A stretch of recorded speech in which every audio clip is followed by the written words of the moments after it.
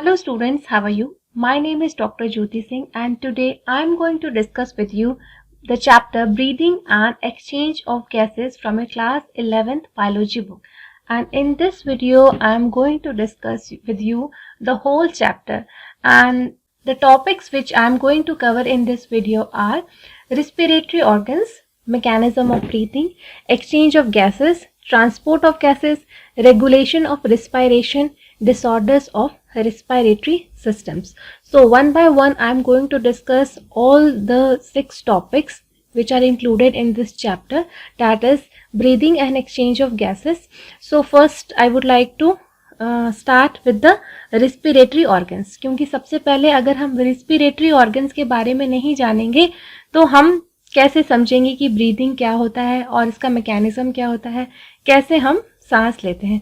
तो ये सारी चीज़ें ए से लेके जेड तक all about breathing as well as respiration, body में कैसे होता है, लंग्स का क्या रोल है और कैसे कैसे ऑक्सीजन हर एक सेल तक पहुंचती है, पूरी की पूरी मैकेनिज्म हम इस वीडियो में अच्छे से समझेंगे.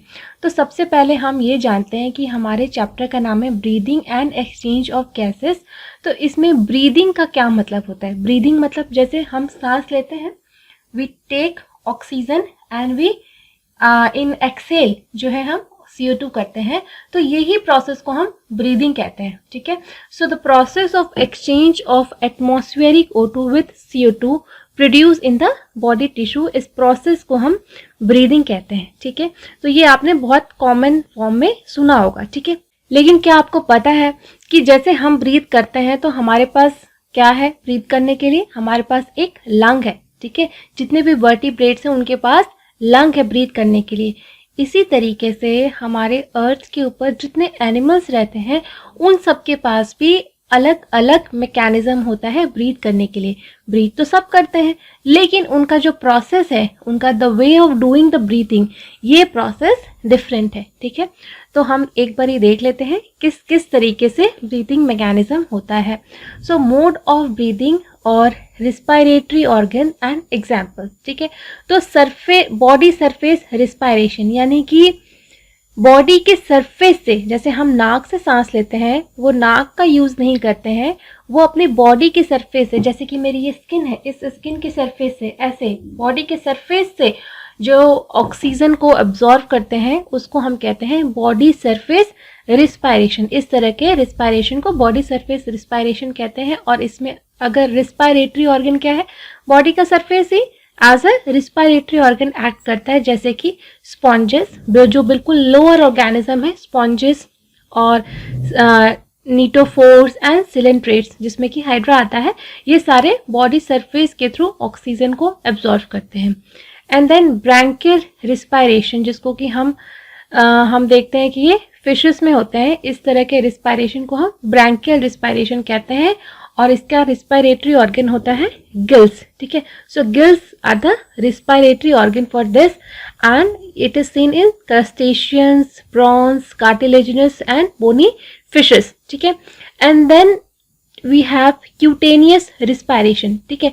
क्यूटेनियस रिस्पायरेशन जो होती है ये भी स्किन के थ्रू होती है. ठीक है. बॉडी सरफेस रिस्पायरेशन जो है, हमने देखा कि वो बॉडी के सरफेस, मतलब जैसे हमने देखा था स्पॉन्जेस में पोर्स होते हैं, इसी वजह से हमको स्पॉन्जेस भी कहते हैं. ठीक है. तो वो बॉडी के सरफेस के अंदर से थ्रू वाटर कैनाल सिस्टम, उनके अंदर से ये रिस्पायरेशन होता है. लेकिन ये जो रिस्पायरेशन है, cutaneous respiration, it is of through the superficial skin surface. Okay. So cutaneous respiration, इसको हम देखते हैं एनालिट्स या अर्थवर्म, जिसको हम एग्जाम्पल के फॉर्म में देख सकते हैं, या एम्फीबियन यानी फ्रॉग्स में हम इस तरह के रिस्पायरेशन को देख सकते हैं. तो हम कहेंगे कि they have cutaneous respiratory system. And then we have tracheal respiration. ठीक है. ट्रैकियल रिस्पायरेशन में रिस्पिरेटरी ऑर्गन क्या होता है? ट्रैकेई होते हैं, जो कि एक्टोडर्मल ट्यूब्स होते हैं. ट्यूब लाइक स्ट्रक्चर होते हैं और ये इनका पूरा एक जाल बिछा रहता है जिस भी ऑर्गेनिज्म के अंदर में रहते हैं ये. और इसी ट्रैकिया के थ्रू जो है ऑक्सीजन और CO2 का एक्सचेंज होता है. ठीक है. और ये हमें दिखता किस में है? Insects like cockroaches centipedes and millipedes. तो इस तरह के जितने भी इंसेक्ट्स हैं या ऑर्थोपोडा फैमिली के मेंबर्स हैं, उनमें हमें ट्रैकियल रिस्पायरेशन देखने को मिलता है।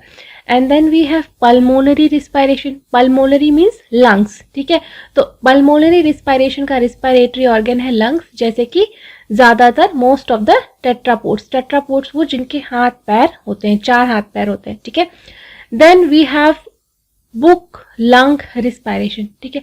बुक लंग रिस्पायरेशन का रिस्पायरेटरी ऑर्गन बुक लंग्स होते हैं और हमें ये देखने को मिलता है एरेक्निड्स, स्पाइडर एंड स्कॉर्पियंस के, ठीक है। And then we have book gill respiration. Book gills are seen in limulus या किंग क्रैब जिसको हम कहते हैं। एंड देन क्लोइकल रिस्पायरेशन, ये बहुत रेयर है, क्लोइका के थ्रू होता है और कुछ टर्टल्स में ऐसा हमें देखने को मिलता है। तो ये तो हमने देखे कि वेरियस रिस्पायरेटरी मोड्स इन एनिमल्स। तो हर एक एनिमल अलग अलग है और उसमें अलग अलग तरीके का रिस्पायरेटरी सिस्टम हो सकता है। जैसे हम या वर्टिब्रेट्स को हमारे पास क्या है, वो है पल्मोनरी रिस्पायरेशन, ठीक है। कॉकरोचेस के पास क्या है, ट्रैकियल रिस्पायरेशन। और एम्फीबियंस के पास है क्यूटेनियस रिस्पायरेशन एंड फिशेस के पास है ब्रैंकियल रिस्पायरेशन। तो ये कुछ इंपॉर्टेंट रिस्पायरेटरी सिस्टम है, pulmonary respiratory, tracheal, cutaneous and branchial, ठीक है।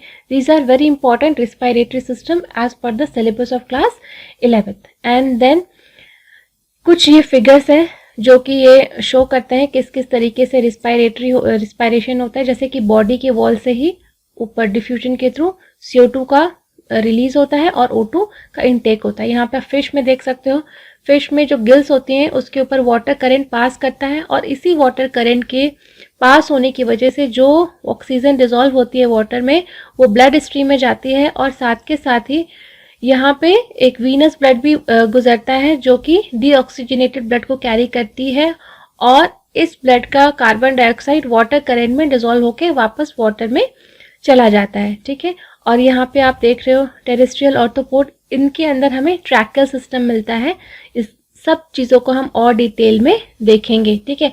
और ये मेमल्स का लंग सिस्टम है जहाँ की हम एल्वोलियाई देखेंगे और एल्वोलियाई के थ्रू ब्लड वेसल्स के थ्रू कैसे गैसेस एक्सचेंज होता है। We will see all these in a while.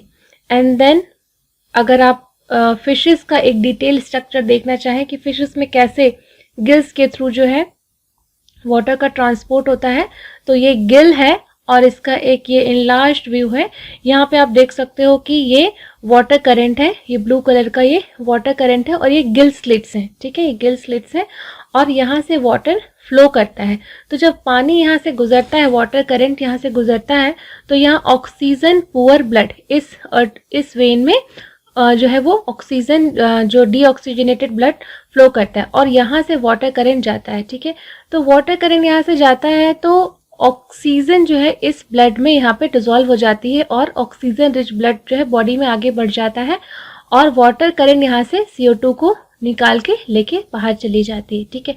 तो इस तरीके से वाटर करंट के वजह से गिल्स में ऑक्सीजन और CO2 का एक्सचेंज होता है। वहीं पे हमने बात की क्यूटेनियस रेस्पिरेशन की, जो कि हमें अर्थवॉर्म में देखने को मिलती है और फ्रॉग में भी देखने को मिलती है कि ये बॉडी के सरफेस के ऊपर से जो है ऑक्सीजन और कार्बन डाइऑक्साइड का एक्सचेंज करते हैं और ऑक्सीजन जो है ये अपने इनकी स्किन जो है बिल्कुल मॉइस्ट स्किन होती है, स्लिपरी सी मॉइस्ट स्किन होती है, जो कि इस तरह का क्यूटेनियस रेस्पिरेशन करने में इनकी मदद करती है और ऑक्सीजन को ये बॉडी सरफेस से इनटेक करते हैं एंड कार्बन डाइऑक्साइड को अपनी बॉडी सरफेस से बाहर भी निकाल देते हैं। And then we have this tracheal system which is seen in the cockroaches. Cockroaches में इस तरह के ट्रैकिया होते हैं। यहाँ पे आप जो देख रहे हैं ये एक ट्रैकिया है। यहाँ पे आप जो देख रहे हैं ये एक ट्रैकिया है, ये एक ट्रैकिया है। तो इस तरीके के 10 स्पाइरिकल्स होते हैं, ठीक है। 10 स्पाइरिकल्स होते हैं जिसमें कि 2 थोरैसिक होते हैं और बाकी 8 एब्डोमिनल स्पाइरिकल्स होते हैं। इन्हीं स्पाइरिकल्स के थ्रू ऑक्सीजन अंदर जाती है और ये जो ब्लू कलर का आप देख रहे हैं ये पूरा एक ट्रैकियल सिस्टम, एक जाल बिछा होता है। इसी के थ्रू ऑक्सीजन जो है बॉडी के हर सेल में पहुंचती है, ठीक है। और ये जो बॉडी के बीच में आप खाली स्पेस देख रहे हो ये बॉडी के साइनसेस हैं। इन्हीं साइनसेस में बॉडी फ्लूइड भरा रहता है क्योंकि इनके अंदर ओपन सर्कुलेटरी सिस्टम होता है, ठीक है। तो इन्हीं बॉडी साइनसेस के में ये फिर ये ऑक्सीजन यहाँ पहुंचती है और इन्हीं साइनसेस के थ्रू वापस से ट्रैकिया में CO2 आता है और इन स्पाइरिकल्स के थ्रू CO2 का ये CO2 यहाँ से एग्जिट कर जाती है और यहाँ से ये O2 जो है वो एंटर करती है, ठीक है। तो इस तरीके से पूरा का पूरा एक ट्रैक्टल सिस्टम बना हुआ है। यहाँ पे एक बात गौर करने वाली है कि इन इंसेक्ट्स और you can say in cockroaches जो बॉडी का फ्लूइड है, ठीक है, जिसको हम कह रहे हैं कि वो साइनसेस में रहता है, that is not responsible for carrying the oxygen और CO2 बॉडी फ्लूइड। और जैसे हम ह्यूमंस में देखते हैं कि blood is carrying the CO2 और O2, ब्लड के थ्रू जो है ऑक्सीजन और कार्बन डाइऑक्साइड हमारी बॉडी के हर हिस्से तक पहुंचता है और निकलता है। बट इनमें वो बात नहीं है, इनके साथ ऐसा केस नहीं होता है। इनमें ऑक्सीजन जो है या CO2 जो है वो ट्रैकियल सिस्टम के थ्रू ट्रैवल करता है, उसका बॉडी फ्लूइड के ट्रैवल के साथ कोई रिलेशन नहीं है। Body fluid does not take part in the transport of this gases, ठीक है। तो ये बहुत बार क्वेश्चन में पूछा भी गया है और इसको हम ये जो यहाँ पॉइंट है, जो ओपनिंग है, उसको हम स्पाइरिकल कहते हैं, ठीक है। इन्हीं स्पाइरिकल्स के थ्रू जो है वो बॉडी के अंदर ऑक्सीजन जाती है और CO2 बाहर आती है, okay. And then we have this pulmonary system or the lung system which we have in our body. This is, अगर हम पार्ट्स की बात करें रिस्पायरेटरी ऑर्गन्स की, तो यहाँ पे एक एपिग्लॉटिस है, ठीक है। ये एपिग्लॉटिस एक फ्लैप लाइक स्ट्रक्चर होता है जो कि हमारे नेजल कैविटी से जुड़ा रहता है। नेजल कैविटी तक हमारा माउथ और हमारा नोज आपस में कनेक्टेड होते हैं, ठीक है। लेकिन कभी आपने एक्सपीरियंस किया होगा कि जब भी हम खाना खाते हैं तो उस वक्त हम सांस नहीं ले पाते हैं, या जब हम सांस लेते हैं तो उस वक्त हम खाना नहीं खा पाते हैं, ठीक है। तो दोनों एक्टिविटीज एक साथ नहीं कर सकते हैं हम, क्योंकि नेजल कैविटी के बाद में, ठीक है, आगे के हिस्से के बाद इसमें फेरिंग्स आता है। एंड फेरिंग्स के बाद में ये जो आपकी विंड पाइप है और फूड पाइप है, ये दोनों अलग अलग पाइप्स होती हैं, ठीक है। तो विंड पाइप जो है वो सांस लेने के लिए, जिसको कि हम ट्रैकिया कह रहे हैं, इसी को हम नॉर्मल लैंग्वेज में ट्रैकिया को ही हम विंड पाइप कहते हैं, जो कि सांस लेने के लिए यूज होती है।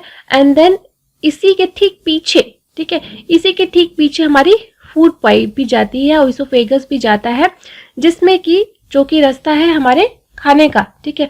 तो ये एपिग्लॉटिस जो है इसका बहुत अहम रोल है। ये ठीक हमारे लैरिंग्स के ऊपर रहती है और जैसे ही हम खाना को घोटते हैं तो ये ट्रैकिया को क्लोज कर देती है ताकि खाना इसके अंदर ना जाए। और फिर जब हम खाना खा लेते हैं, घोट लेते हैं, तो फिर ये फूड पाइप को क्लोज कर देती है ताकि एयर जो है केवल और केवल हमारे ट्रैकिया के अंदर जाए, ठीक है। तो ये तो हो गया।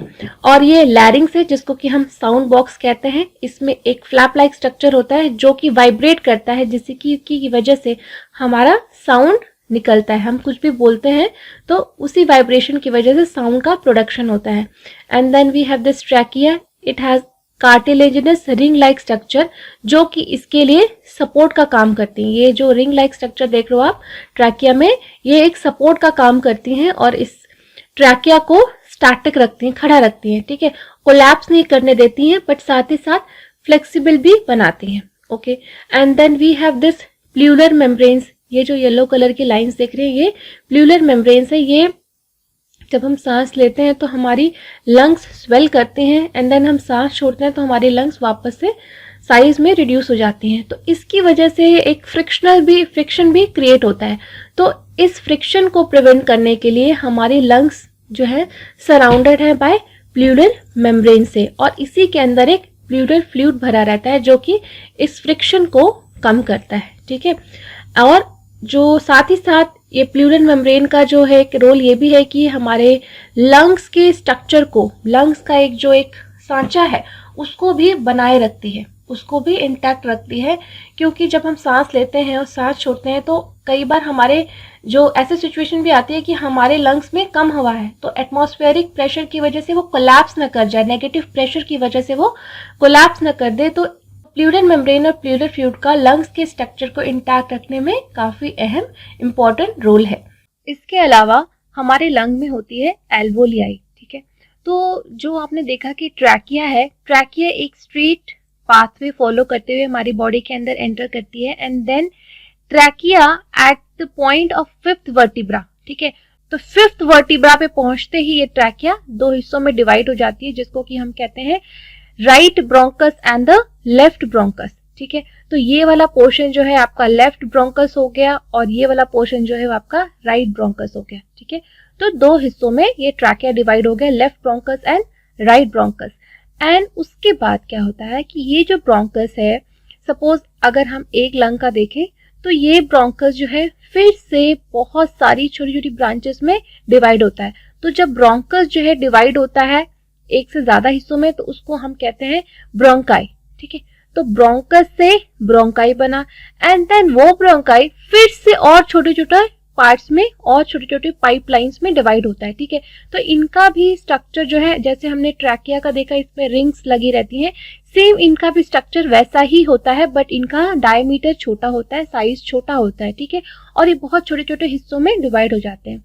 तो इनके डिवीजन का, इतनी सारी ब्रांचेस बनाने का एक ही जो एक उद्देश्य होता है, एक ही इसके पीछे सिग्निफिकेंस होता है, वो ये है कि they want to increase the surface area of lung, ठीक है। ये सरफेस एरिया ऑफ लंग को बढ़ाना चाहते हैं, इस वजह से इतने सारे छोटे छोटे ब्रांचेस ब्रोंकाई ब्रोंकियोल्स में टूट जाते हैं, ठीक है। तो इनको हम अदरवाइज दूसरे टर्म्स में भी देखते हैं कि जैसे फर्स्ट टाइम डिवाइड हुआ तो उसको हम प्राइमरी ब्रोंकाई कहेंगे, सेकेंड टाइम डिवाइड हुआ तो हम उसको सेकेंडरी ब्रोंकाई कहेंगे, थर्ड टाइम डिवाइड हुआ तो टर्शरी ब्रोंकाई कहेंगे। इस तरीके से हम ऐसे भी नाम देते हैं, या ब्रोंकस, ब्रोंकाई, ब्रोंकियोल्स, फिर प्राइमरी ब्रोंकाई, प्राइमरी ब्रोंकियोल्स, फिर primary bronchioles and then secondary bronchioles, इस तरीके से भी नाम दे सकते हैं हम, ठीक है। एंड देन इन ब्रोंकियोल्स के लास्ट में जो आप ब्राउन ब्राउन स्ट्रक्चर देख रहे हैं, इनको हम कहते हैं एल्वोलियाई, ठीक है। तो ये एक बलून लाइक स्ट्रक्चर होता है। एल्वोलियाई क्या होता है? एक बलून लाइक स्ट्रक्चर होता है जो कि इन्हीं ब्रोंकियोल से जुड़ा रहता है, और इन्हीं एल्वोलियाई के अंदर जो है, जो भी हम सांस लेते हैं, ऑक्सीजन लेते हैं, वो जाकर के इकट्ठा होती है, इसी के अंदर O2 इकट्ठा होती है, और इसी जो है आपके एल्वोलियाई के अराउंड जो है बहुत सारी पतली पतली कैपिलरीज जो है वो वाइंड अप होती हैं, इसी के चारों तरफ घिरी रहती हैं, ठीक है। फिर ये कैपिलरी के अंदर जो ब्लड होता है वो अगर डीऑक्सीजनेटेड ब्लड है तो उसका CO2 इस आपके एल्वोलियाई में आ जाएगा और इसका ऑक्सीजन जो है वो ब्लड में चला जाएगा, ठीक है। इस तरीके से गैसियस एक्सचेंज होता है। We will discuss all these mechanism into detail in further slides, okay.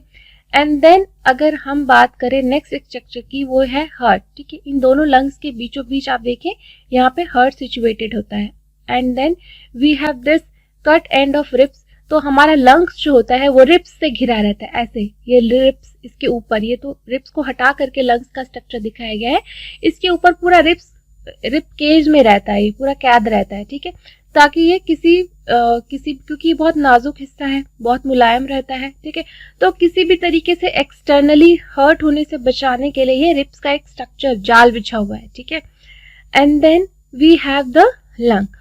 उसके बाद एक और अहम इंपॉर्टेंट हिस्सा जो कि आपके रिस्पायरेटरी सिस्टम का हिस्सा है, वो है हमारा डायफ्रेगम, ठीक है।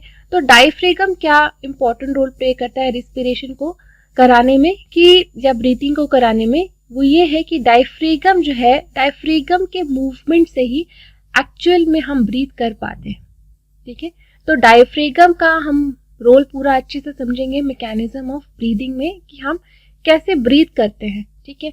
तो हम आगे बढ़ते हैं कि सबसे पहले हम ये जान लेते हैं कि ब्रीदिंग और रिस्पिरेशन, अभी मैं बार बार आपको दोनों ही टर्म्स को सिनोनिम्स की तरह यूज कर रही थी, कहीं मैं ब्रीदिंग बोल रही थी, कहीं रिस्पिरेशन बोल रही थी। आप में से बहुत लोग कंफ्यूज हो रहे थे कि एग्जैक्टली ये दोनों टर्म एक ही है कि अलग अलग है, ठीक है। तो ये टर्म दोनों अलग अलग हैं, बट जनरली हम बिना सोचे समझे अगर जैसे यूज करते हैं तो कई बार हम इनको सिनोनिम्स की तरह भी यूज कर जाते हैं, बट अगर हम टेक्निकल डिटेल्स में देखें तो ये दोनों प्रोसेस अलग अलग हैं, ठीक है। तो रिस्पायरेशन अगर मैं देखूं तो मैं कहूंगी कि respiration is a bigger term और a broader term, okay. And then we have breathing, ठीक है। तो breathing is the first step of respiration, अगर मैं ये कहूं तो ये ज्यादा अप्रोप्रिएट होगा कि रिस्पायरेशन एक बहुत बड़ी प्रोसेस है, और उस प्रोसेस का जो पहला हिस्सा होता है, जो फर्स्ट स्टेप होता है, उसी को हम ब्रीदिंग कहते हैं, ठीक है। और अगर हम रेफरेंसेस में जाएं तो breathing is a physical process, मतलब हमने सांस ली और सांस छोड़ दी, it is all altogether a physical process, while respiration is a chemical process. इसमें chemical reactions होते हैं, जैसे कि हम फिजिकल अगर प्रोसेस को डिस्क्राइब करें कि ऑक्सीजन को इनहेल करते हैं और CO2 को एक्सेल करते हैं. Only this point comprises the breathing. ठीक है. वहीं पे रिस्पायरेशन एक केमिकल प्रोसेस है जिसमें कि इन्वॉल्वमेंट होता है ब्रेक डाउन ऑफ ग्लूकोज. ठीक है. ब्रेक डाउन ऑफ ग्लूकोज होता है जिसकी की वजह से हमको एनर्जी का प्रोडक्शन होता है, हमें एनर्जी मिलती है, और energy in the form of ATP, adenosine triphosphate. It is the energy currency of body. हमारी बॉडी का एनर्जी करेंसी इसको कहते हैं. ठीक है. तो ये एनर्जी करेंसी है. एंड दिस क्वेश्चन ये बहुत बार पूछा जाता है कि which molecule is known as energy currency of our body. तो you have to answer ATP, that is adenosine triphosphate. ठीक है. तो रिस्पायरेशन एक केमिकल प्रोसेस है जिसमें कि ब्रेक डाउन ऑफ ग्लूकोज होता है जिससे कि एनर्जी मिलती है, और वो एनर्जी हमें ATP के फॉर्म में मिलती है. While breathing is altogether a physical process in which we intake the oxygen and exhale the CO2, and there is no energy production in this particular process. ठीक है. एक्सेल और inhale करने में कोई भी एनर्जी का प्रोडक्शन नहीं होता है. ठीक है. और अगर हम डिफरेंसेस की बात करें तो breathing is an extra cellular process. ठीक है. सेल्स के बाहर होता है. जैसे बहुत सारी सेल्स हैं, बहुत सारी सेल्स मिलकर के एक सांस लेते हैं तो हम एल्वोलियाई में जाता है, लंग्स में जाता है. किसी सेल के अंदर की प्रोसेस नहीं है. ये बहुत सारी सेल्स मिलके एक स्ट्रक्चर बनाई है, जैसे ट्रैकिया बनाई है, लंग्स बनाई है, ब्रोंकस बनाई है, ब्रोंकियोल्स बनाई है, सारे स्ट्रक्चर्स है. तो breathing is an extra cellular process.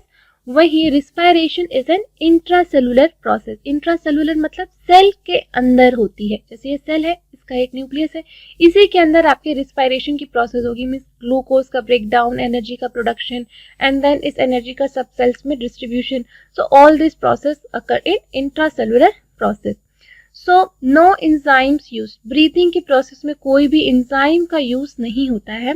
वहीं large number of enzymes are use in the process of respiration, क्योंकि ग्लूकोज के ब्रेकडाउन में फिर उस ब्रेकडाउन से प्रोड्यूस हुई पायरुवेट को जो है माइटोकॉन्ड्रिया में भेजना, एंड देन वहां से एनर्जी का प्रोडक्शन होने. इन सब प्रोसेस में बहुत सारी एंजाइम्स का यूज होता है.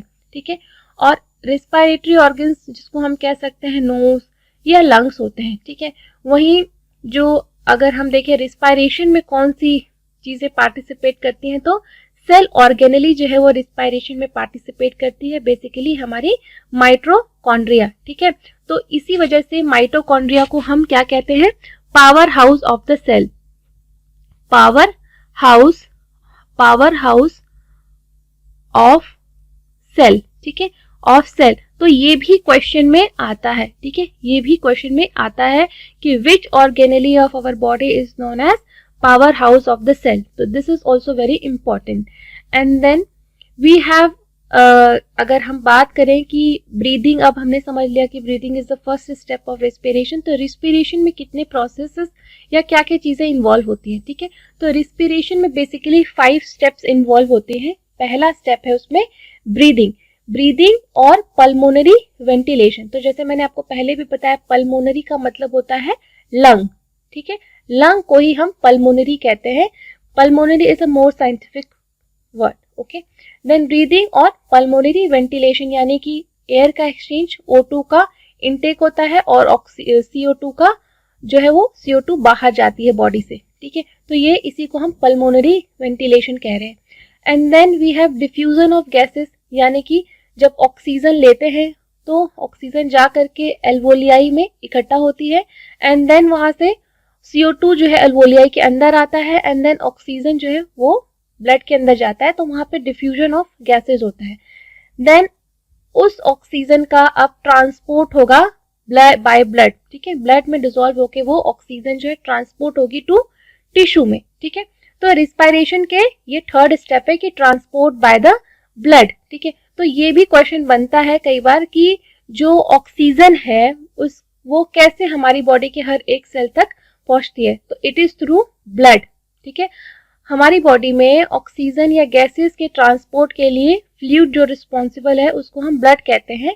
वहीं कॉकरोचेस में इस तरह का कोई फ्लूइड रिक्वायर्ड नहीं होता है गैसियस एक्सचेंज के लिए। कॉकरोचेस में ट्रैकियल सिस्टम इनफ है जो गैसियस का एक्सचेंज करने के लिए। तो ये भी कई बार क्वेश्चन पूछा जाता है। Okay, and then fourth step है diffusion between blood and the tissue.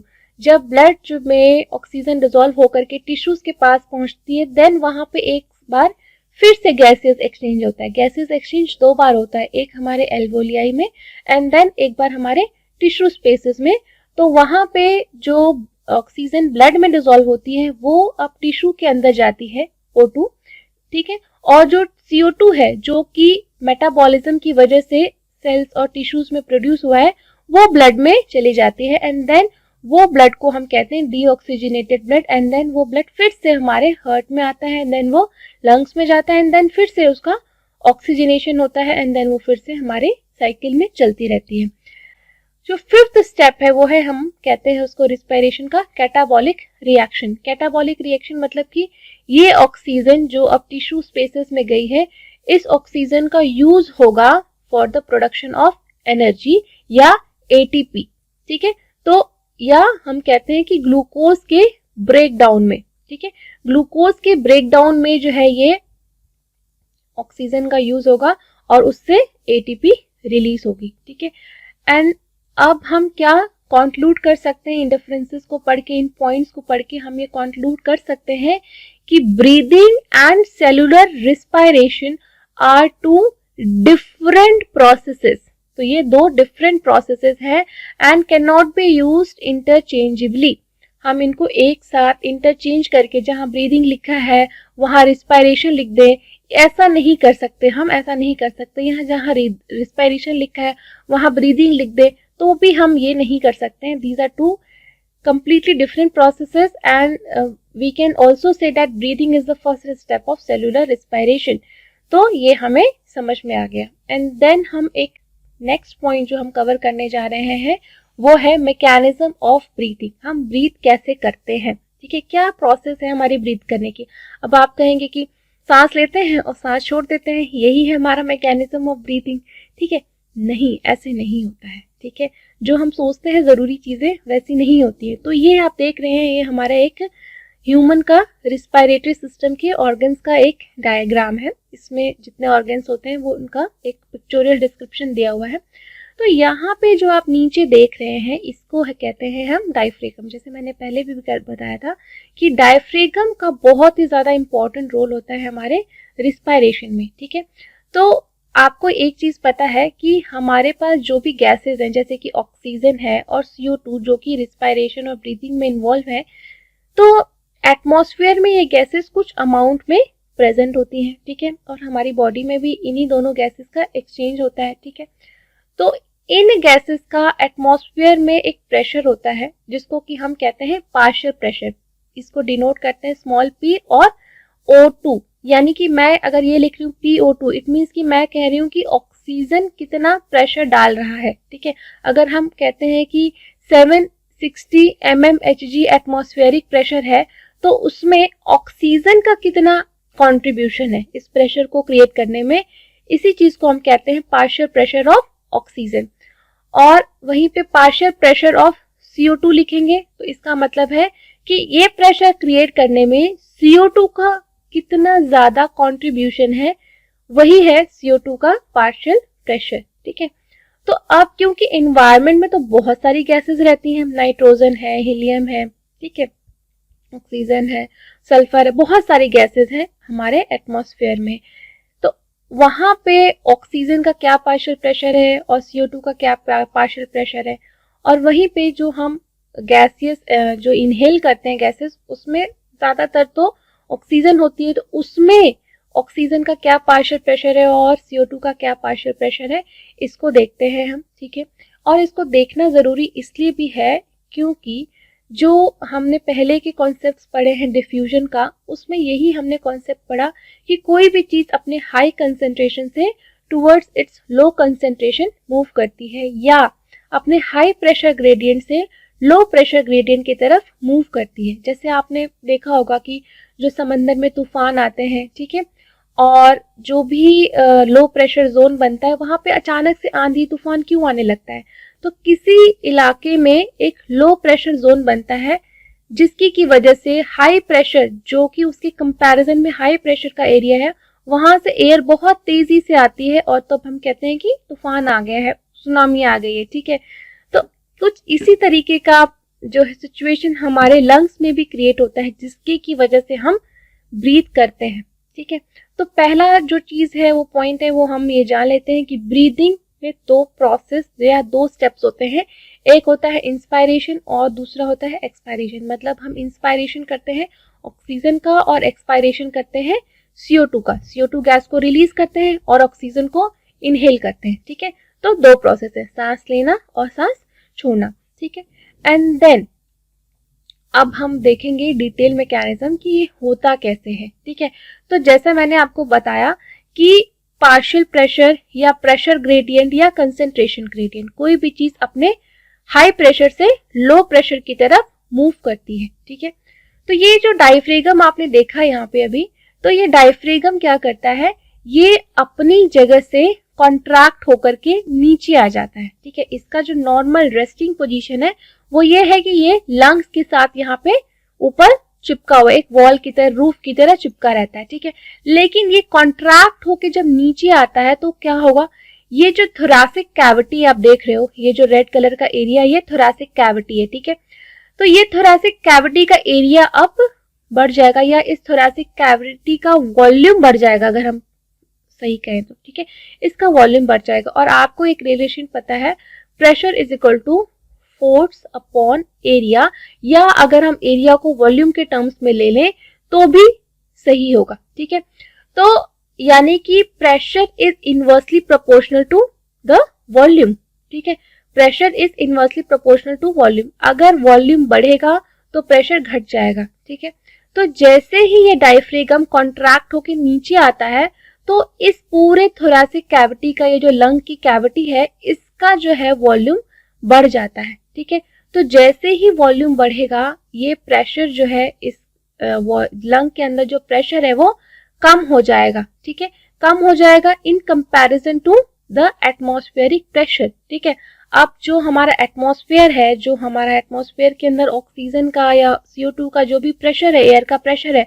वो प्रेशर ज्यादा होगा और हमारे लंग्स के अंदर जो कैविटी है ये, इसके अंदर प्रेशर कम हो जाएगा। अब आपको पता है कि जब भी प्रेशर कहाँ से मूव करता है, थ्रू हाई से लो की तरफ मूव करता है। ठीक है, तो अब एटमॉस्फेयर का प्रेशर हाई है और लंग्स के अंदर का प्रेशर लो है, तो लंग्स के अंदर अब हवा भरनी शुरू होगी। ठीक है, तो हम सांस लेते हैं, इसी को हम कहते हैं इंस्पायरेशन। ठीक है, इंस्पायरेशन। ओके, तो सांस कब लेते हैं, जब हमारा डायफ्रेगम कॉन्ट्रैक्ट होके नीचे जाता है, जिसकी की वजह से इसका वॉल्यूम बढ़ जाता है थोरैसिक कैविटी का, एंड देन थोरैसिक कैविटी का वॉल्यूम बढ़ने से इसका प्रेशर जो है बहुत डिक्रीज हो जाता है, एंड देन प्रेशर डिक्रीज होने से, क्योंकि एटमॉस्फेयर का प्रेशर हाई होता है, देन वहां से एयर इसके अंदर एंटर करती है, जिसको कि हम इंस्पायरेशन कहते हैं।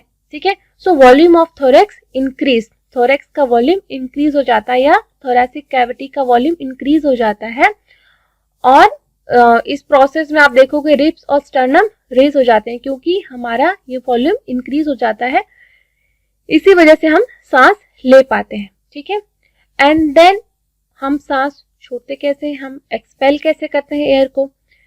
थोड़ी देर के बाद ये डायफ्रेगम जो है वो वापस से अपनी रिलैक्स पोजीशन में जाता है। ठीक है, इसका ये जो मूवमेंट है ये ऑटोमेटिक है, ये इनवॉलेंट्री मूवमेंट करता है, हम इसको कंट्रोल नहीं कर सकते हैं। ठीक है, डायफ्रेगम के मूवमेंट को हम कंट्रोल नहीं कर सकते हैं, एंड देन ये थोड़ी देर के बाद वापस से अपनी रिलैक्स पोजीशन पे जाता है, तो diaphragm relax and arch upwards, तो एक आर्क बनाते हुए अपवर्ड मूवमेंट करता है, वापस से रिलैक्स पोजीशन पे चला जाता है। अब रिलैक्स पोजीशन पे जाते ही ये जो थोरैसिक कैविटी है इसका वॉल्यूम घट गया, तो हम फिर से वही रिलेशन लिख देते हैं, फोर्स अपॉन वॉल्यूम।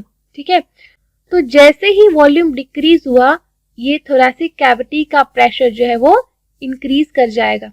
ठीक है, in comparison to the atmospheric pressure.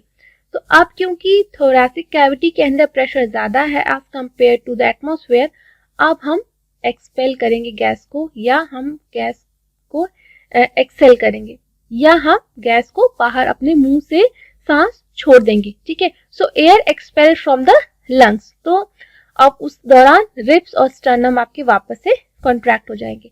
तो ये पूरा मैकेनिज्म होता है ब्रीदिंग का। ब्रीदिंग करने में हमारा डायफ्रेगम जो है एक बहुत ही ज्यादा इंपॉर्टेंट रोल प्ले करता है।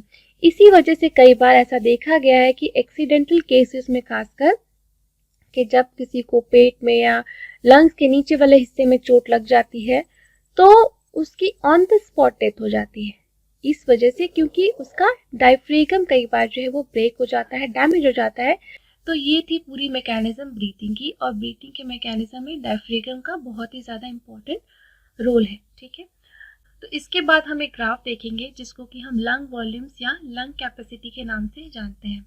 तो जैसे हम नॉर्मल ब्रीदिंग करते हैं और उसके अंदर हम इंस्पायरेशन और एक्सपायरेशन करते हैं, तो हर एक इंस्पायरेशन में हम जितना अमाउंट ऑफ एयर को अपने अंदर, अपने लंग्स के अंदर भरते हैं नॉर्मल रिस्पिरेशन में या नॉर्मल ब्रीथिंग के टाइम पे, तो उस वॉल्यूम को हम कहते हैं टाइडल वॉल्यूम, या शॉर्ट फॉर्म में हम उसको टीवी या टाइडल वॉल्यूम कहते हैं, जिसका की फिगर है 500 ml। तो एट ए टाइम हम 500 ml ऑक्सीजन इनटेक कर सकते हैं, या हम 500 ml ऑफ CO2 का एक्सपेल यानी एक्सपायरेशन कर सकते हैं, और इस वॉल्यूम को हम टाइडल वॉल्यूम कहते हैं, ठीक है। तो amount of air which we can inspire in a single normal breathing is known as tidal volume, okay। and then हम अगर डिस्कस करें दूसरा, वो है हमारा IRV यानी इंस्पायरेटरी रिजर्व वॉल्यूम, ठीक है। अगर हम टाइडल वॉल्यूम के अलावा अगर हम खूब जोर से सांस लें, अपनी फुल कैपेसिटी से बिल्कुल फोर्स लगा के सांस लें, तो टाइडल वॉल्यूम के अलावा हम अपने लंग्स में और कितनी ज़्यादा एयर को भर सकते हैं, और उसका अमाउंट है 2500 ml, और इसी को हम IRV या इंस्पायरेटरी रिजर्व वॉल्यूम भी कहते हैं, ठीक है। और इसके अलावा हम ERV देखेंगे यानी एक्सपायरेटरी रिजर्व वॉल्यूम। तो अगर हम फोर्सफुल एक्सपायरेशन करें, ठीक है, बहुत जबरदस्ती अपनी सांस को निकालें अपनी बॉडी से, तो हम कितना अमाउंट ऑफ एयर को एक्सपेल कर सकते हैं अपार्ट फ्रॉम टाइडल वॉल्यूम, उसको हम कहते हैं एक्सपायरेटरी रिजर्व वॉल्यूम, और इसका अमाउंट होता है 1500 ml यानी 1500। तो यहाँ पे आप देख सकते हो कि IRV और EVR में यानी इंस्पायरेटरी रिजर्व वॉल्यूम और एक्सपायरेटरी रिजर्व वॉल्यूम में कुछ अमाउंट का फर्क है, जबकि टाइडल वॉल्यूम तो दोनों ही सेम है, ठीक है। तो ऐसा क्यों? ऐसा इसलिए है कि हमारी लंग्स के अंदर कुछ एयर हमेशा ही रिजर्व फॉर्म में रहती है, वो बाहर नहीं निकलती है, ताकि हमारे लंग का जो स्ट्रक्चर है वो कोलैप्स ना हो जाए, ठीक है। तो इस वजह से expiratory reserve volume is always less than the inspiratory reserve volume, ठीक है। एंड देन हम ये इसको कहते हैं रिजर्व वॉल्यूम, जो कि एयर हमारे लंग्स के अंदर रह जाती है in spite of forceful expiration, तो उसको हम रिजर्व वॉल्यूम कहते हैं। तो हमने 4 तरह के वॉल्यूम्स पढ़े। टाइडल वॉल्यूम, जितना कि अमाउंट ऑफ एयर हम नॉर्मल ब्रीदिंग के दौरान इंस्पायर या एक्सपायर करते हैं उसको हम टाइडल वॉल्यूम कहते हैं। फिर inspiratory reserve volume, and then expiratory reserve volume, and then reserve volume. तो these are 4 kind of volumes which we study during the breathing process. Also there are 4 types of capacity. जैसे volumes है वैसे ही 4 तरीके की capacity भी है, और volumes जो है वो ओरिजिनल टर्म्स है, और कैपेसिटी ये जो है ये डिराइव्ड टर्म्स है, जो कि हमने वॉल्यूम्स को ही जोड़ करके डिराइव किया है। तो वॉल्यूम और ये जो वॉल्यूम कैपेसिटी है, ठीक है, इसको हम जो यूज़ कहाँ करते हैं कैपेसिटी को, जैसे टाइडल वॉल्यूम हम यूज़ कर रहे हैं, या हम जो एयर का जो कैपेसिटी है इस टर्म को कहाँ यूज़ करते हैं। जैसे कि अगर हम मुझे किसी का चेस्ट या लंग का कैपेसिटी चेक करना है कि इसका जो लंग है वो नॉर्मल फंक्शन कर रहा है या नहीं कर रहा है, तो इन जो कैपेसिटी की फिगर्स हैं, ठीक है, जो कि डिराइव टर्म्स हैं वॉल्यूम की फिगर से, उनको मैं यूज़ करती हूँ, ठीक है। तो जो सबसे पहला टर्म है कैपेसिटी में वो है टोटल लंग कैपेसिटी। इसका है अमाउंट 6000 ml। तो हमारे लंग्स की टोटल कैपेसिटी है 6000 ml। सारे टर्म्स को जोड़ देंगे जैसे inspiratory reserve volume, tidal volume, expiratory reserve volume और रिजर्व वॉल्यूम सबको जोड़ देंगे तो हम टोटल लंग कैपेसिटी हम उसको कैलकुलेट करते हैं। एंड देन हमारे पास है वाइटल कैपेसिटी। ठीक है, वाइटल कैपेसिटी में कौन कौन सी फिगर्स आती हैं? Expiratory reserve volume plus tidal volume plus inspiratory reserve volume, expiratory reserve volume, inspiratory reserve volume और टाइडल वॉल्यूम को मिला करके हमारा जो है वाइटल कैपेसिटी बनती है। And then we have functional reserve capacity. तो फंक्शनल रिजर्व कैपेसिटी जो है आपका एक्सपायरेटरी रिजर्व वॉल्यूम और आपका रिजर्व वॉल्यूम दोनों को मिला करके फंक्शनल रिजर्व कैपेसिटी बनती है। तो ये कुछ फिगर्स हैं जिसको कि आप याद रख सकते हो। And then we have now we will discuss the exchange of gases, जिसमें कि हम पढ़ेंगे कि एक्सचेंज ऑफ गैसेस कैसे होता है। जैसे मैंने आपको पहले भी एक थोड़ा सा हिंट किया था कि पार्शियल प्रेशर जो गैसेस हैं या प्रेशर ग्रेडियंट जो है इसमें काफ़ी इंपॉर्टेंट रोल प्ले करता है एक्सचेंज ऑफ गैसेस कराने में। जैसे अगर हम देखें कि PCO2 का मतलब होता है partial pressure of CO2 and PO2 इसका मतलब होता है पार्शियल प्रेशर ऑफ ऑक्सीजन।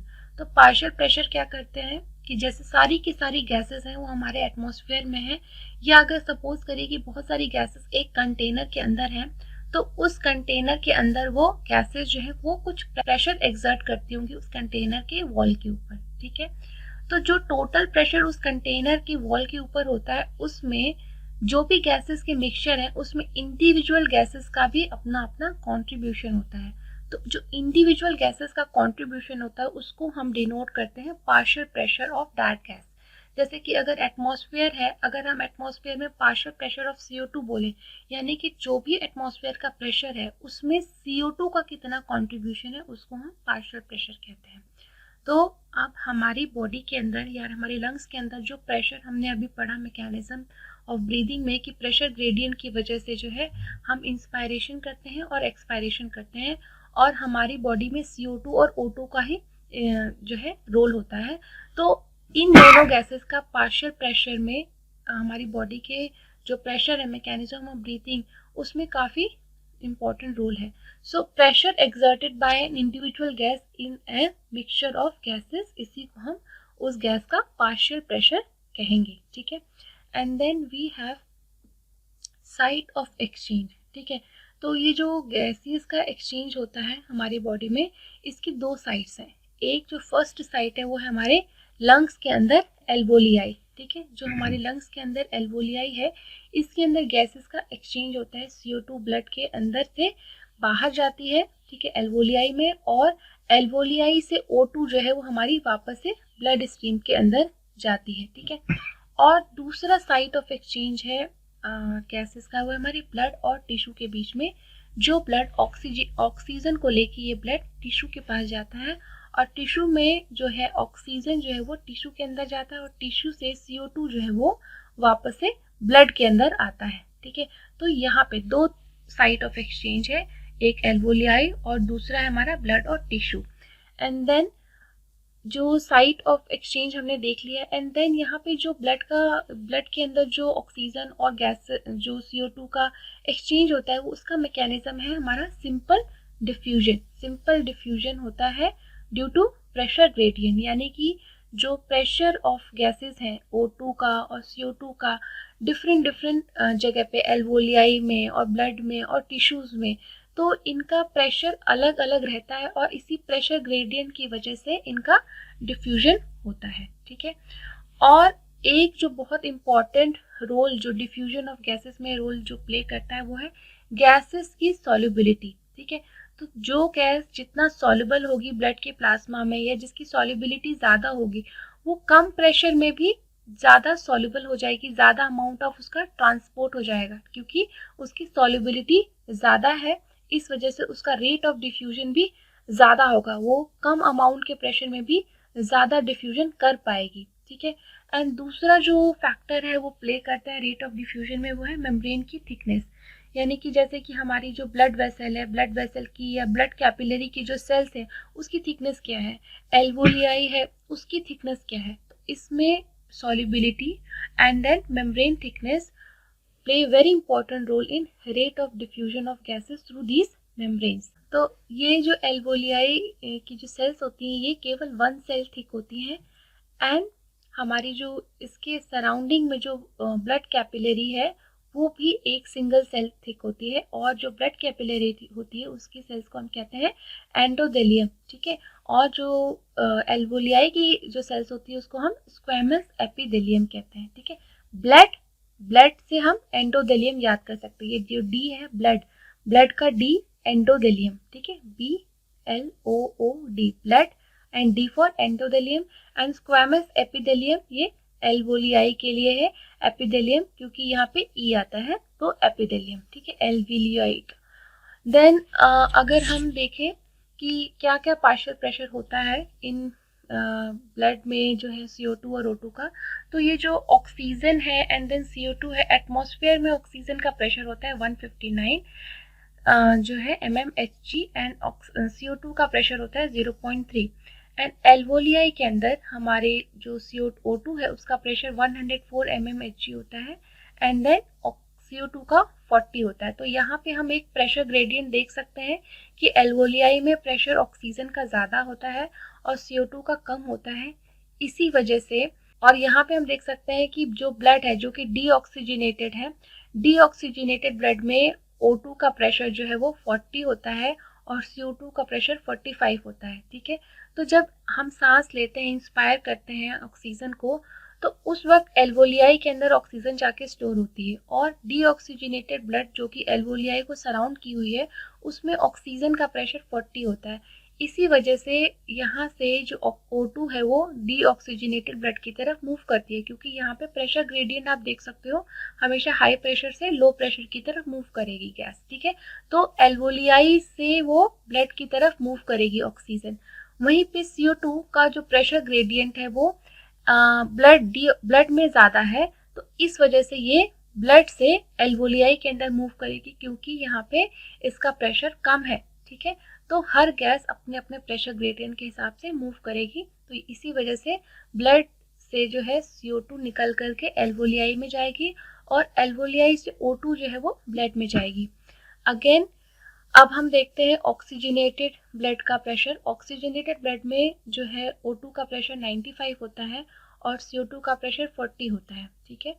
और वहीं पे जो टिश्यू स्पेसेस हैं उनमें ऑक्सीजन का प्रेशर 40 होता है और CO2 का प्रेशर 45 होता है।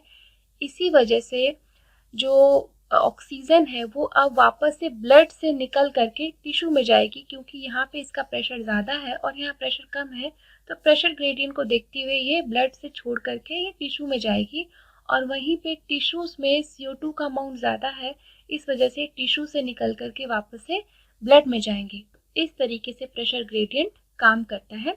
यहाँ पे हम एक फिगर भी देख सकते हैं कि एल्वोलियाई है, इसमें हमने CO2 O2 का प्रेशर 104 रखा है एंड देन CO2 का प्रेशर 40 एंड देन यहाँ पे गैसियस का एक्सचेंज हुआ और O2 जो है ब्लड के साथ में हार्ट से होते हुए पूरी बॉडी में जो है डिस्ट्रीब्यूट हुई, और इस डिस्ट्रीब्यूशन को हम सिस्टेमिक आर्टरीज के थ्रू डिस्ट्रीब्यूशन होता है।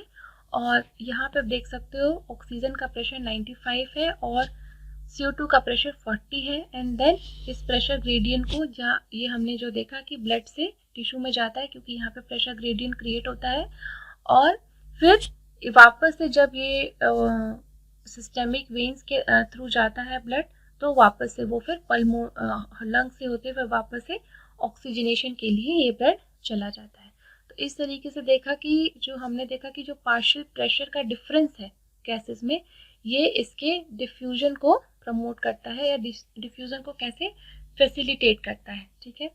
एंड देन एक जो दूसरा टर्म हम बात कर रहे थे वो है सॉल्युबिलिटी, ठीक है, क्योंकि जो CO2 है उसकी सॉल्युबिलिटी 20 to 25 टाइम्स हायर है देन दैट ऑफ ऑक्सीजन। तो इस वजह से the amount of CO2 that can diffuse through the diffusion membrane per unit difference in partial pressure is much higher compared to that of oxygen। तो यहाँ पे हमने देखा कि हर जगह ही हमने देखा कि यहाँ पे ऑक्सीजन के प्रेशर में 104, 40, 95, 40 इतना ज़्यादा डिफरेंस आ रहा है, तब जाके ऑक्सीजन का जो है वो डिफ्यूजन हो रहा है। वहीं पे लेकिन कार्बन डाइऑक्साइड का 40, 45, 40, 45 इससे ज़्यादा कहीं पे भी फ्लक्चुएशन नहीं आ रहा है। इसलिए क्योंकि कार्बन डाइऑक्साइड की सॉल्युबिलिटी जो है वो ब्लड प्लाज्मा में 20 to 25 टाइम्स ज़्यादा होती है एज कम्पेयर टू ऑक्सीजन। इसी वजह से कम डिफरेंस होते हुए भी उसका डिफ्यूजन ठीक ठाक अमाउंट में हो जाता है। ठीक है, और यहाँ पे आप एक और फिगर देख सकते हो कैसे एयर आती है, एंड देन यहाँ पे आप देख सकते हो ये जो येलो कलर की मेम्ब्रेन है, ये बीच में ये बेसमेंट मेम्ब्रेन है, in between the squamous epithelium of alveolar wall and between the endothelium of blood capillary there is a basement membrane, and through these three membranes जो है एयर का diffusion होता है। ठीक है, और ये बेसमेंट मेम्ब्रेन एक सपोर्टिव मेम्ब्रेन का काम करती है जो कि किसी भी फ्रिक्शन को प्रिवेंट करती है। तो इन तीनों ही मेम्ब्रेन्स की थिकनेस जो है अराउंड 1 मिलीमीटर से भी कम होती है या 1 मिलीमीटर के अराउंड होती है, जो कि इतनी थिकनेस के थ्रू डिफ्यूजन बहुत इजीली हो सकता है। तो जो भी थ्योरी हमने प्रपोज की कि एयर का डिफ्यूजन या एयर का जो गैसेस का एक्सचेंज है वो ऐसे ऐसे होता होगा, तो उस गैसेस एक्सचेंज के होने के लिए जो भी पैरामीटर्स चाहिए वो हमने देखा कि वो बिल्कुल सटीक बैठते हैं, क्योंकि डिफ्यूजन जो है केवल 1 mm थिक मेम्ब्रेन के थ्रू ही पॉसिबल हो सकता है और वो मेम्ब्रेन उतनी ही थिक है। तो ये जो थ्योरी है कि गैसेस का एक्सचेंज जो है थ्रू डिफ्यूजन के थ्रू होता होगा, ये बिल्कुल करेक्ट बैठती है। ठीक है, सो अब हम देखते हैं कि ट्रांसपोर्ट ऑफ ऑक्सीजन और ट्रांसपोर्ट ऑफ CO2 ब्लड के थ्रू किस तरह से किस फॉर्म में होता है। तो ऑक्सीजन का अगर हम ट्रांसपोर्ट देखें तो ऑक्सीजन का 97% जो है ऑक्सीजन वो आरबीसी के थ्रू ट्रांसपोर्ट होती है by combining with a molecule known as haemoglobin. Haemoglobin molecule के साथ कंबाइन होकर के ऑक्सीजन जो है ट्रांसपोर्ट होती है। 97% ऑक्सीजन इसी तरीके से ट्रांसपोर्ट होती है। वहीं 3% ऑक्सीजन जो है वो ब्लड प्लाज्मा के अंदर डिसॉल्व होके ट्रांसपोर्ट होती है। और अगर हम बात करें CO2 की, तो CO2 का ये थोड़ा सा वेरिएशन है। 20 to 25% जो है वो कंबाइंड फॉर्म में ट्रांसफर होती है बाय आरबीसी। आरबीसी के साथ CO2 भी कंबाइन होती है और 20 to 25% CO2 इसी तरीके से ट्रांसपोर्ट होती है। वहीं 70% CO2 जो है एज बाइकार्बोनेट आयन के फॉर्म में ट्रांसपोर्ट होती है, यानी HCO3 नेगेटिव इस आयन के फॉर्म में ये ट्रांसपोर्ट होती है बाइकार्बोनेट आयन के फॉर्म में, और 7% CO2 जो है वो ब्लड प्लाज्मा में डिसॉल्व फॉर्म में ट्रांसपोर्ट होती है। And then we will see a detail structure of haemoglobin. जो ट्रांसपोर्ट ऑफ ऑक्सीजन है वो कैसे होता है, तो हमारी आरबीसी है, आरबीसी के ऊपर एक जो है अलग से मॉलिक्यूल होता है जिसको कि हम कहते हैं हीमोग्लोबिन। ठीक है, अब इसी हीमोग्लोबिन मॉलिक्यूल के अंदर एक ग्रुप होता है जिसको कहते हैं हम हीम। हीम यानी कि ये हीम जो है वो आयरन कंटेनिंग एक ग्रुप है जो कि ऑक्सीजन को अपने साथ बाइंड करके रखता है। ठीक है, तो एक हीमोग्लोबिन मॉलिक्यूल के अंदर 4 हीम ग्रुप हो सकते हैं। इसी वजह से एक हीमोग्लोबिन का मॉलिक्यूल जो है उसकी कैरिंग कैपेसिटी होती है 4 मॉलिक्यूल्स ऑफ ऑक्सीजन। ठीक है, एक हीमोग्लोबिन का मॉलिक्यूल 4 ऑक्सीजन मॉलिक्यूल के साथ बाइंड करके ऑक्सी हीमोग्लोबिन का फॉर्मेशन करता है। ये HbO8, इसी को हम ऑक्सी हीमोग्लोबिन कहते हैं। एंड ये क्वेश्चंस में पूछा जाता है कई बार कि ये क्या है। ठीक है, HbO8 इसको ही हम ऑक्सी हीमोग्लोबिन कहते हैं, और ऑक्सी हीमोग्लोबिन के फॉर्म में ही ऑक्सीजन का ट्रांसपोर्ट होता है ब्लड में। ठीक है, तो ये कई बार क्वेश्चंस में पूछा गया है कि ऑक्सी हीमोग्लोबिन के फॉर्म में ऑप्शंस में ये रहता है। और ये आपको देख सकते हो ये हीमोग्लोबिन का स्ट्रक्चर है जिसमें कि 4 चेन्स होती हैं, 4 प्रोटीन के मॉलिक्यूल्स है। ये alpha 1, alpha 2, beta 1 and beta 2, और इनके बीच में जो ये हीम ग्रुप है जो कि एक आयरन कंटेनिंग मॉलिक्यूल है। तो ये भी कई बार क्वेश्चंस में पूछा जाता है कि जो हीमोग्लोबिन है उसमें कौन सा मॉलिक्यूल होता है सेंटर में, या कौन सा एलिमेंट होता है सेंटर में, तो ये आयरन कंटेनिंग है। ठीक है, आयरन कंटेनिंग मॉलिक्यूल है। इसी वजह से आयरन की डेफिशिएंसी होते ही हमारी बॉडी में हमें थकान महसूस होने लगती है, क्योंकि आयरन की डेफिशिएंसी होगी तो हीमोग्लोबिन की डेफिशिएंसी होगी। हीमोग्लोबिन कम होगा तो ऑक्सीजन आपकी बॉडी में ठीक ठाक अमाउंट में नहीं पहुंच रहा है। ठीक है, तो यहाँ पे अब हम देख सकते हैं ये एक है ऑक्सीजन डिसोसिएशन कर्व। ठीक है, ये बताता है कि ऑक्सीजन कैसे कैसे सैचुरेट हुआ। तो ऑक्सीजन का पार्शियल प्रेशर जितना बढ़ा, ठीक है, oxygen percentage saturation of haemoglobin with oxygen, haemoglobin का उतना ही ज़्यादा सेचुरेशन हुआ। ठीक है, तो 100 अगर आप यहाँ पे देखो कि 100 के अराउंड जो प्रेशर है उसके ऊपर सबसे ज़्यादा सेचुरेटेड हीमोग्लोबिन जो होता है, ये ऑक्सीजन के साथ सबसे ज़्यादा सेचुरेट होता है हीमोग्लोबिन। ठीक है, जैसे जैसे ज़्यादा प्रेशर बढ़ेगा तो इसके अंदर जो ऑक्सीजन डिसोसिएशन कर्व है ये हमें बताता है कि पार्शियल प्रेशर ऑफ ऑक्सीजन अगर ज़्यादा होगा तो ये ज़्यादा से ज़्यादा ऑक्सीजन की बाइंडिंग होगी हीमोग्लोबिन के साथ।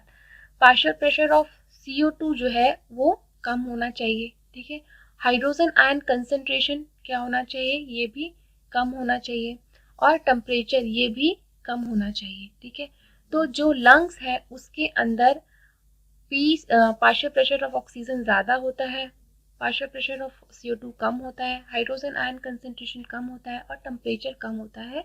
इसी वजह से हीमोग्लोबिन की ऑक्सीजन के साथ बाइंडिंग ज़्यादा अच्छी होती है, ज़्यादा बेहतर होती है। ठीक है, ये हमारे एल्वोलियाई के अंदर ये केस बनता है। ठीक है, और टिश्यू स्पेसेस में क्या होता है कि पार्शियल प्रेशर ऑफ ऑक्सीजन कम होता है, CO2 का कंसंट्रेशन ज़्यादा होता है, हाइड्रोजन आयन का कंसंट्रेशन ज़्यादा होता है और टेम्परेचर भी ज़्यादा होता है टिश्यू स्पेसेस में। इसी वजह से वहाँ पे ऑक्सीजन का डिसोसिएशन हो जाता है हमारे हीमोग्लोबिन से, और ये ऑक्सीजन डिसोसिएट होकर के टिश्यू स्पेसेस के अंदर आ जाती है। तो ये दोनों ही चीज़ें हमें याद रखनी है, क्योंकि एक बार एल्वोलियाई के अंदर हम देखते हैं कि ऑक्सीजन का जो है बाइंडिंग होती है हीमोग्लोबिन से। अब लेकिन टिश्यू स्पेसेस में ऑक्सीजन जो ये HbO8 हम देख रहे थे, इसका अब डिसोसिएशन हो जाता है टिश्यू स्पेसेस में due to decreasing PCO2, increasing PCO2 and hydrogen ion concentration भी इंक्रीज कर जाता है और टेम्परेचर भी इंक्रीज कर जाता है। इस वजह से यहाँ पे इसका डिसोसिएशन हो जाता है, हीमोग्लोबिन ऑक्सीजन यानी ऑक्सी हीमोग्लोबिन का डिसोसिएशन हो जाता है टिश्यू स्पेसेस में। और एक चीज़ याद रखनी है कि ये ऑक्सीजन डिसोसिएशन कर्व का ये जो शेप है इसको हम सिग्मॉइड कर्व कहते हैं। ठीक है, एस शेप्ड कर्व या सिग्मॉइड कर्व कहते हैं। ओके, एंड देन एक बहुत इंपॉर्टेंट पॉइंट है, वो ये है कि 100 ml ऑफ ब्लड, ठीक है, 100 ml of blood delivers 5 ml of CO2 in tissue spaces.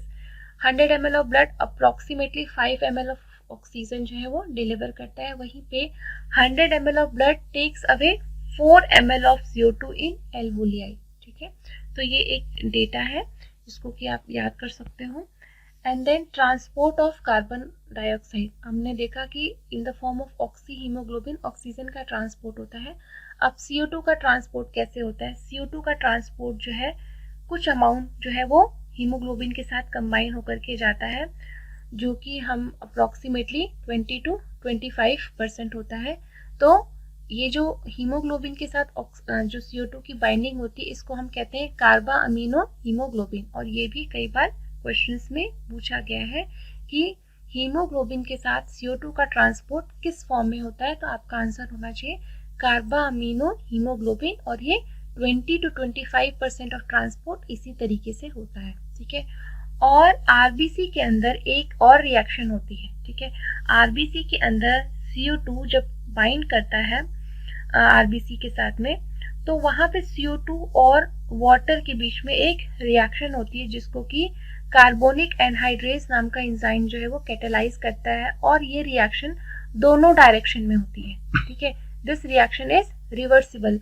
वही हमने जो हीमोग्लोबिन का रिएक्शन देखा था वो रिएक्शन भी रिवर्सिबल था। ऑक्सीजन के साथ हीमोग्लोबिन की बाइंडिंग, ये जो दो डबल एरो है ये रिवर्सिबल है, मीन्स कि ये रिएक्शन कभी कंडीशंस के फेवरेबल होने पे इस डायरेक्शन में बढ़ेगी और कभी ये रिएक्शन इस डायरेक्शन में भी बढ़ेगी कंडीशन के चेंज होते हुए। ठीक है, वहीं पे जो कार्बन डाइऑक्साइड और हीमोग्लोबिन के साथ जो ये है ये भी रिवर्सिबल रिएक्शन होती है, और ये रिवर्सिबल रिएक्शन को करवाता कौन है, ये कार्बोनिक एनहाइड्रेज एंजाइम।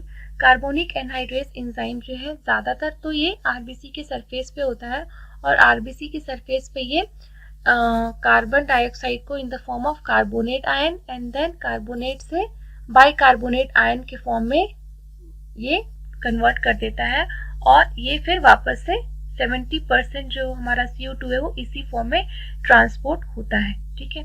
और ये सब होता कैसे है, ये कार्बोनिक एनहाइड्रेस एंजाइम की वजह से होता है। एक बार तो ये ट्रांसपोर्ट के समय में ऐसा होता है, लेकिन जब ये जो बाइकार्बोनेट आयन है, ये कार्बोनेट आयन ये जब लंग्स में यानी कि एल्वोलियाई के पास पहुंचता है तो ये रिएक्शन फिर दूसरी उल्टी डायरेक्शन में चलती है और वापस से ये बाइकार्बोनेट में कन्वर्ट होता है एंड देन ये वापस से H2 और CO2 में कन्वर्ट होता है और CO2 फिर एल्वोलियाई के थ्रू बाहर निकल जाती है। तो ये रिएक्शन हमारे RBC की सरफेस के ऊपर कैटालाइज होता है by carbonic anhydrase. Then regulation of respiration. Respiration का रेगुलेशन कैसे होता है, ठीक है। ऐसे तो हमने कहा देखा कि जैसे डायफ्रेगम है वही रेगुलेट करता है, डायफ्रेगम के नीचे जाने से जो है वॉल्यूम बढ़ जाता है, प्रेशर कम होता है, इंस्पायरेशन होता है, वॉल्यूम फिर डायफ्रेगम के वापस से रिलैक्स पोजीशन जाने से वॉल्यूम कम होता है, पार्शियल प्रेशर बढ़ता है एंड देन एक्सपायरेशन होता है, ये हमने पढ़ा। लेकिन क्या हम हमेशा ऐसे ही ब्रीथ करते हैं? कुछ जब इमरजेंसी कंडीशंस आती हैं, जैसे हमें बहुत तेज़ दौड़ना होता है तो हम जल्दी जल्दी सांस लेते हैं, या जब कभी हम नींद में होते हैं तो हम बहुत स्लो ब्रीदिंग करते हैं, यानी जनरली हम 12 to 16 ब्रीथ पर मिनट करते हैं, ठीक है। जब बहुत स्लो करेंगे तो 12 ब्रीथ करेंगे, बहुत फास्ट करेंगे तो 16 ब्रीथ करेंगे, ठीक है। तो ये चीज़ें हैं, लेकिन ये ब्रीथिंग कभी कम हो जाती हैं, ब्रीदिंग रेट कभी कम हो जाती है, कभी तेज़ हो जाती है, ये कैसे होता है? तो apart from diaphragm and partial pressure और प्रेशर ग्रेडियंट, इन सब के अलावा भी ब्रीदिंग को कंट्रोल करने वाला as per the requirement, as per the conditions, breathing की स्पीड को घटाने या बढ़ाने वाला कोई ना कोई एक हमारा न्यूरल सेंटर भी है जो कि हमारे ब्रेन से जुड़ा हुआ है, ताकि हमें पता चल सके कि हमें कब तेज सांस लेनी है और कब हमें धीमे लेनी है, ठीक है। तो न्यूरल कंट्रोल भी रिस्पिरेशन का है, इसका ये मतलब हुआ। सो अगर हम देखें रेगुलेशन ऑफ रिस्पिरेशन को, तो ब्रेन में इसके दो सेंटर्स हैं जो कि रिस्पिरेशन को रेगुलेट करते हैं। एक सेंटर है रिस्पिरेटरी रिदम सेंटर, जिसको कि हम शॉर्ट में RRC भी कहते हैं, रिस्पिरेटरी रिदम सेंटर, जो कि मेड्यूला ऑफ ब्रेन के अंदर होता है, ठीक है। इसके ऊपर भी क्वेश्चंस पूछे जाते हैं कि रिस्पिरेटरी रिदम सेंटर कहाँ होता है, then your answer should be medulla of brain, okay. And दूसरा जो सेंटर होता है न्यूरल सेंटर, वो है न्यूमोटैक्सिक सेंटर होता है, ठीक है। न्यूमोटैक्सिक सेंटर होता है और ये होता है पॉन्स रीजन ऑफ ब्रेन। तो मेड्यूला रीजन ऑफ ब्रेन और पॉन्स रीजन ऑफ ब्रेन, ये दोनों ही रेगुलेशन ऑफ रिस्पिरेशन करते हैं, जो कि न्यूरल कंट्रोल है रिस्पिरेशन का, ठीक है। So medulla of brain and pons region of brain. Medulla में रिस्पिरेटरी रिदम सेंटर होता है एंड देन न्यूमोटैक्सिक सेंटर होता है पॉन्स ऑफ ब्रेन में। तो आप ऐसे भी याद कर सकते हो कि पॉन्स पी, न्यूमोटैक्सिक, तो दोनों ही पी से है, तो दोनों एक साथ ही आएंगे, ठीक है। सो न्यूमोटैक्सिक सेंटर कहाँ होता है, पॉन्स रीजन ऑफ ब्रेन में। रिस्पिरेटरी रिदम सेंटर जो है वो कैसे कंट्रोल करता है, कैसे फंक्शन करता है, ठीक है। तो रिस्पिरेटरी रिदम सेंटर जो है वो एक, उसके बगल में एक और एरिया होता है जिसको कि हम कहते हैं कीमोसेंसिटिव एरिया, ठीक है। कीमोसेंसिटिव मतलब कि केमिकल्स को सेंस करने वाला एरिया। तो ये ऑक्सीजन को सेंस नहीं करता, ये हमारे सेंस करता है CO2 को और हाइड्रोजन आयन कंसेंट्रेशन को।